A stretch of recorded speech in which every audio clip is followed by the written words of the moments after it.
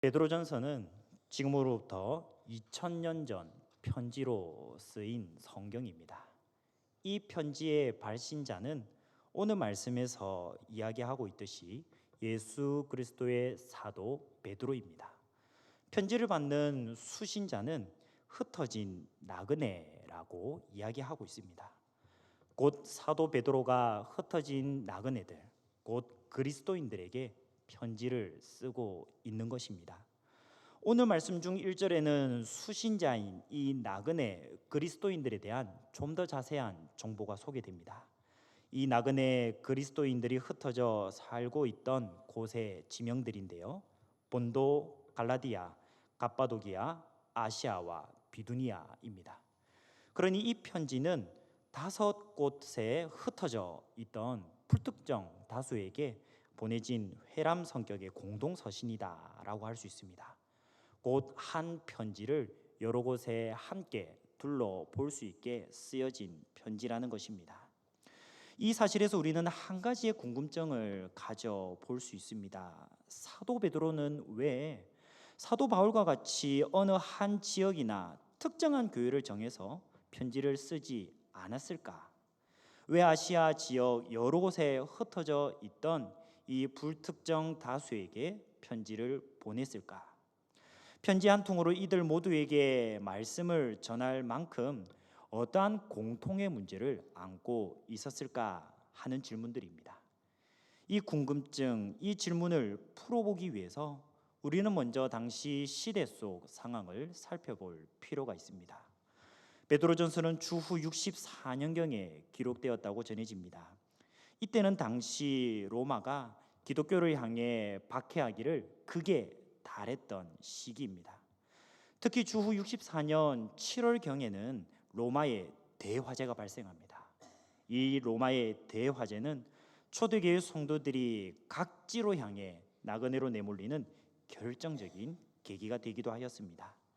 결국 극심한 박해와 어려움을 피해 여러 곳으로 흩어질 수밖에 없는 상황입니다. 하루아침에 삶의 터전을 잃고 떠도는 나그네가 되고 말았습니다. 나그네가 된 이 그리스도인들은 어디를 가나 본토인들에게 차별과 박해를 당할 수밖에 없었습니다. 이러한 상황 속에서 사도 베드로는 흩어져 있던 이 그리스도인들에게 소망과 위로를 전하기 위해 편지를 씁니다. 여러 곳의 불특정 다수를 이 그리스도인들에게 수신자로 삼았던 이유는 당시 그리스도인들이 처한 상황이 누구나가 다 대동소이했기 때문입니다. 자, 그런데 놀라운 사실이 하나 있습니다. 당시 이토록 힘없고 나그네 불가해 보이던 그리스도인들을 향하여서 사도 베드로가 이러한 사람들이라고 부르고 있기 때문입니다. 바로 사도 베드로는 이들을 향하여서 택하심을 받은 자들이다라고 부릅니다. 오늘 말씀 중 2절 중간 부분입니다. 택하심을 받은 자들에게 편지하노니. 여기에서 우리는 그리스도인의 정체성이 과연 무엇인지를 발견합니다. 바로 그리스도인은 이 땅 위에서 나그네와 같은 존재인 것입니다. 하나님께서 예비하신 하늘나라 본향을 두고 이 땅 위에서 믿음의 여정, 이 믿음의 나그네 여정을 잠시 밟게 됩니다. 하지만 중요한 것은 이 나그네와 같은 여정 가운데서도 하나님의 풍성한 섭리의 은혜가 흐르고 있는 것입니다.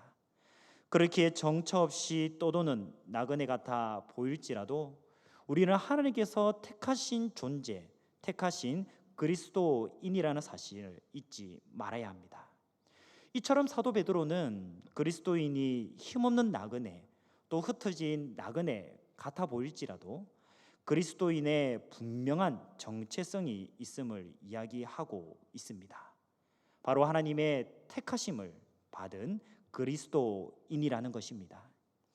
우리 그리스도인은 하나님의 택하심 가운데 보냄을 받아 흩어져 있습니다. 우리 그리스도인은 하나님의 선택하심을 분명히 받은 나그네들입니다 라고 외치고 있습니다. 우리는 택하심을 받은 나그네답게 택하심의 뜻과 목적을 발견하려 합니다. 왜냐하면 선택은 반드시 목적으로부터 출발하기 때문입니다. 목적 없는 선택은 없습니다.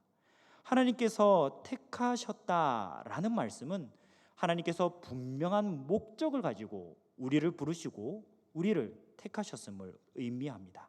그러므로 택하심을 받은 그리스도인으로서 먼저 해야 할 일은 자신을 택하신 분의 목적, 그 뜻을 아는 일입니다.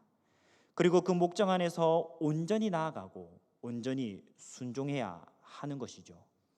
자, 그렇다면 택하심을 받은 그리스도인이 그 정체성을 가지고 나아갈 때 과연 어떤 삶을 살아야 될까요? 오늘 말씀 중 2절을 다 함께 한 목소리로 읽으시겠습니다.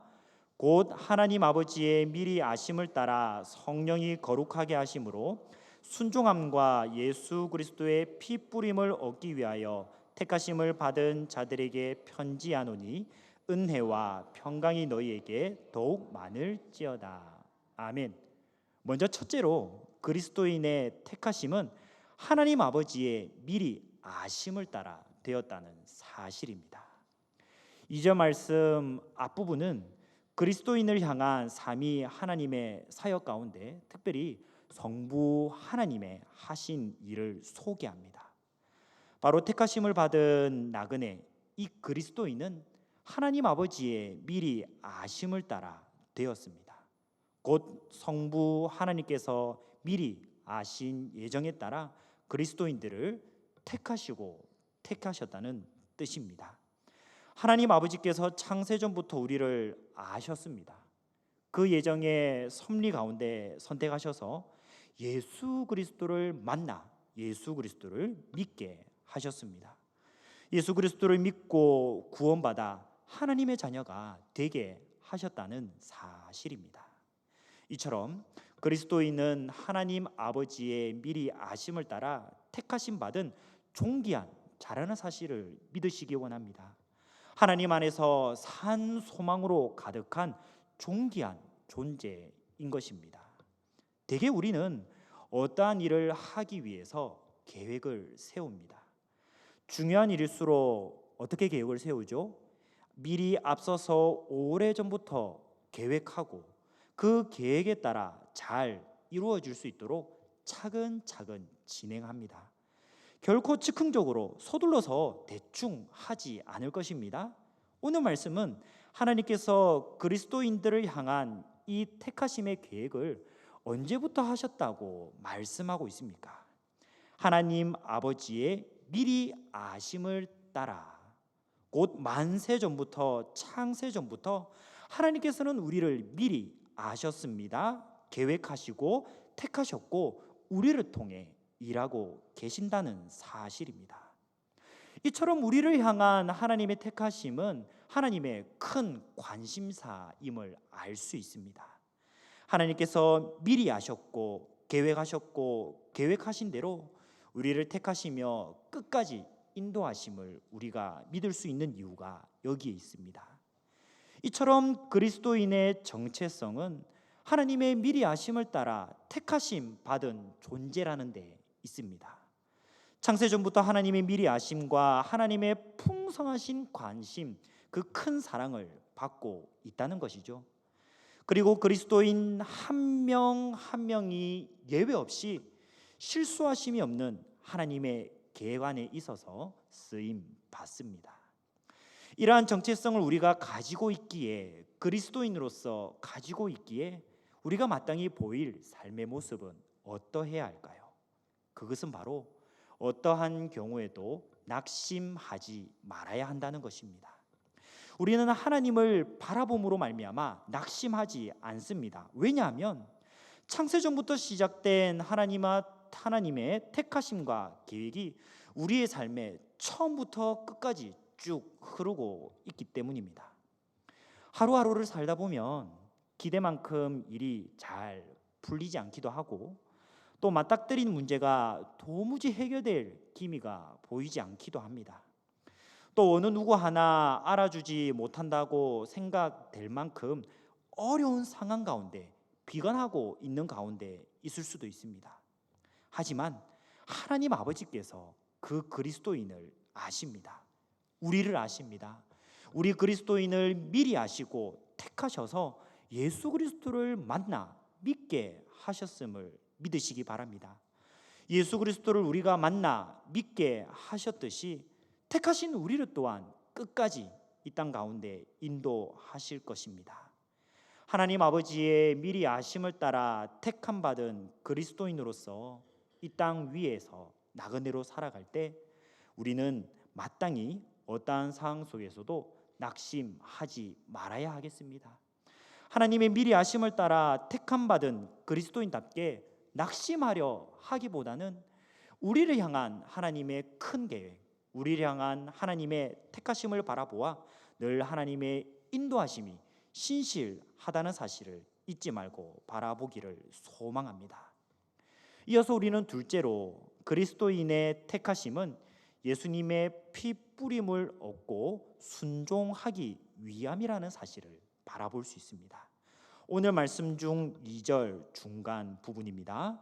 순종함과 예수 그리스도의 피 뿌림을 얻기 위하여 택하심을 받은 자들에게.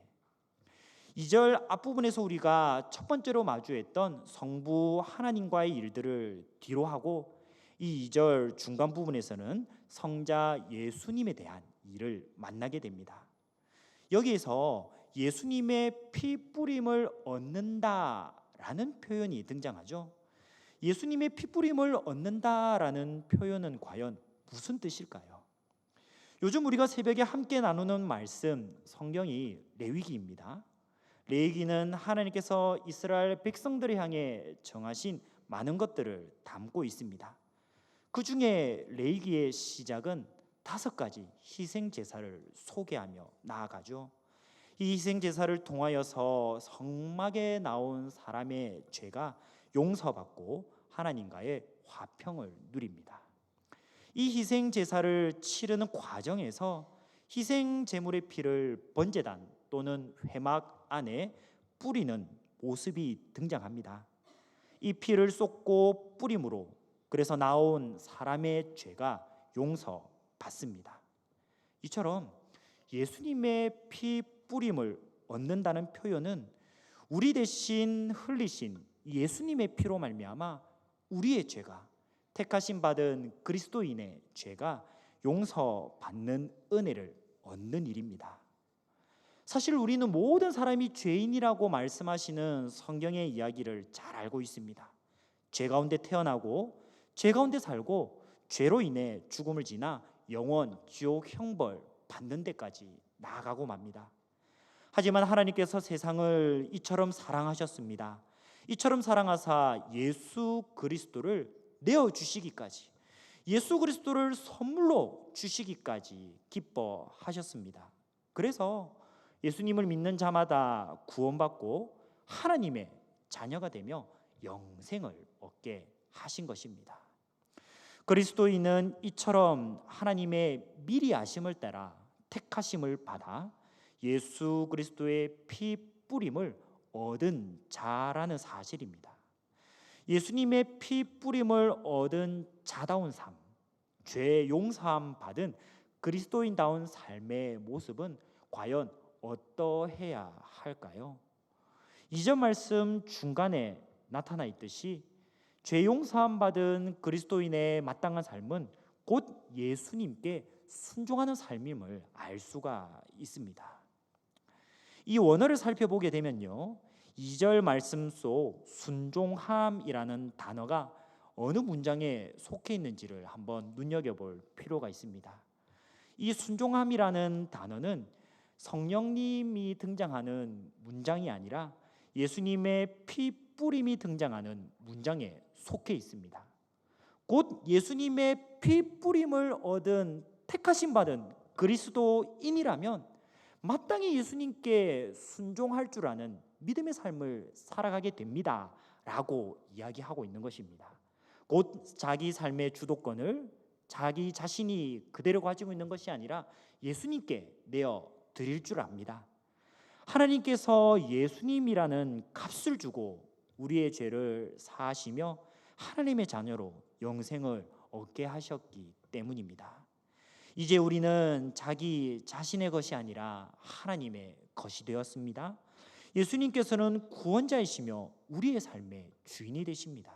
그러니 그리스도인은 더 이상 자기 자신만의 관심, 자기 자신만의 뜻대로 살지 않습니다. 세상이 요구하는 목소리에도 흔들리지 않고 예수님을 꿋꿋하게 닮아갑니다.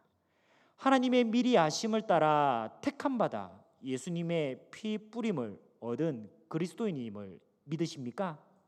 하나님의 미리 아심을 따라 택함 받아 예수님의 피 뿌림을 얻었다는 사실을 믿으신다면 그러한 그리스도인답게 예수님의 뜻대로 예수님의 마음을 시원하게 나아갈 줄 아는 우리 모두가 되시기를 소망합니다.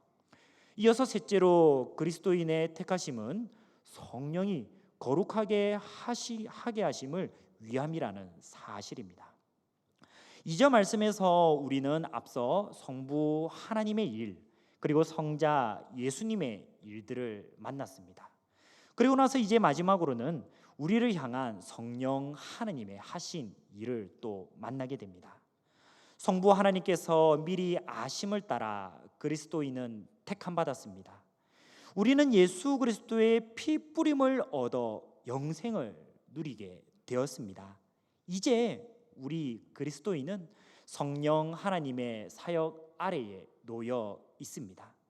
하나님 아버지께서 계획하신 뜻이 예수 그리스도의 십자가 사역을 통해 이루어졌고, 그리스도인을 향한 구체적인 하나님의 계획이 이 성령님을 통해서 우리에게 적용되는 것입니다.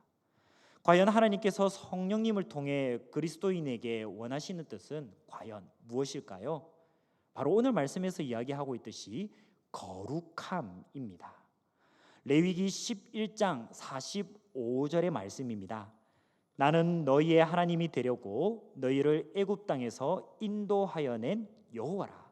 내가 거룩하니 너희도 뭐할지니라? 거룩할지어다.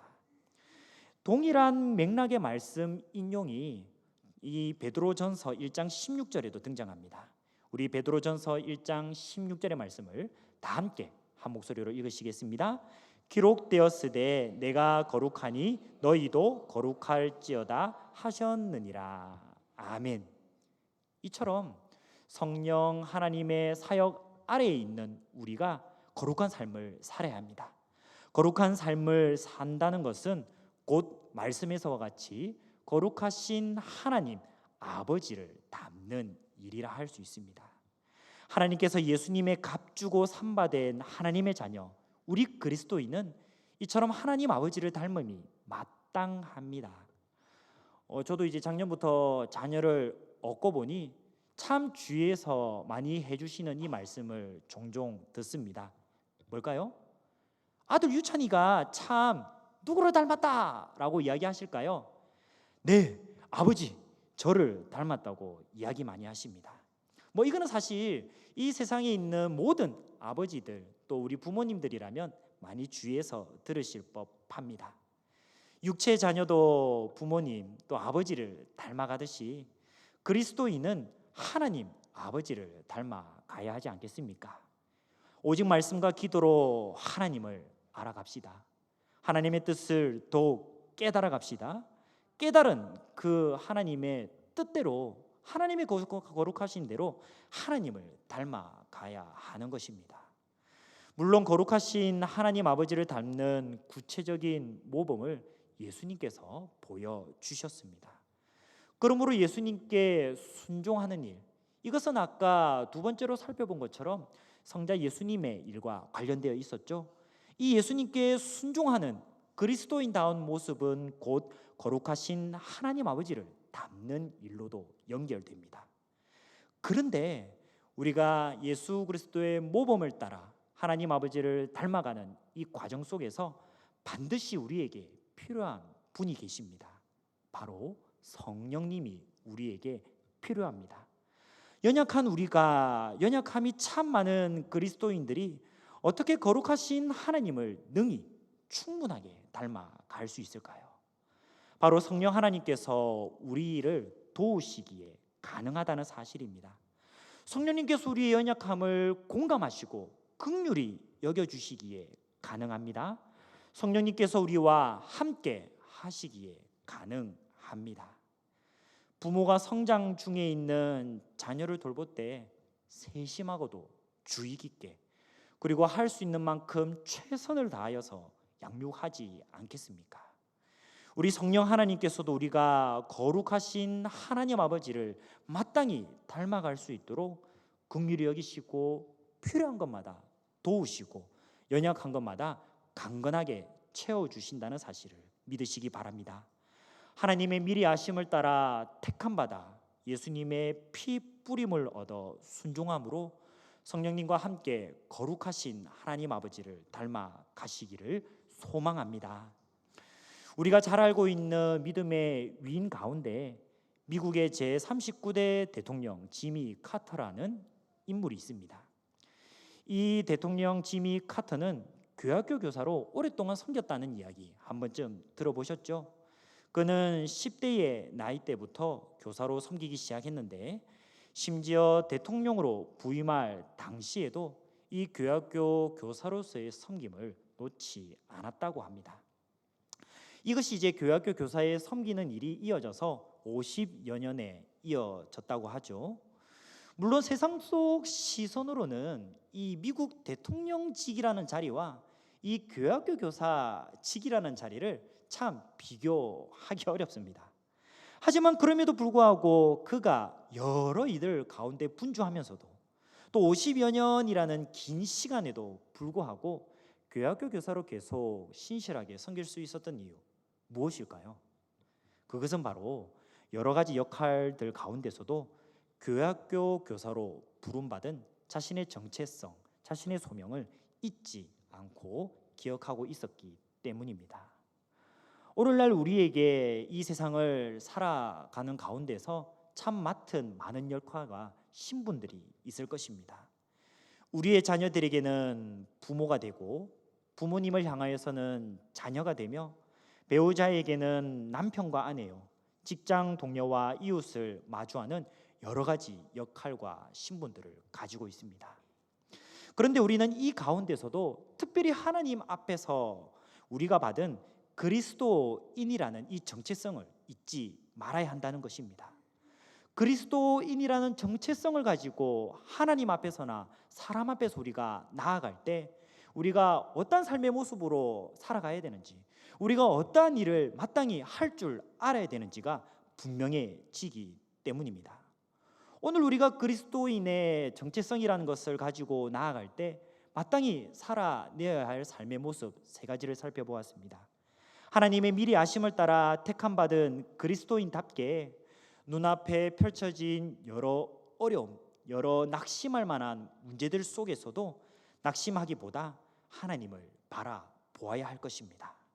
우리를 미리 택하시고 아신 바 되었다는 사실을 우리가 기억하며 나아갈 때 하나님의 신실하신 도우심, 하나님의 끝이 없는 그 인도하심으로 인하여 우리가 끝까지 그리스도인답게 나아갈 줄 믿습니다.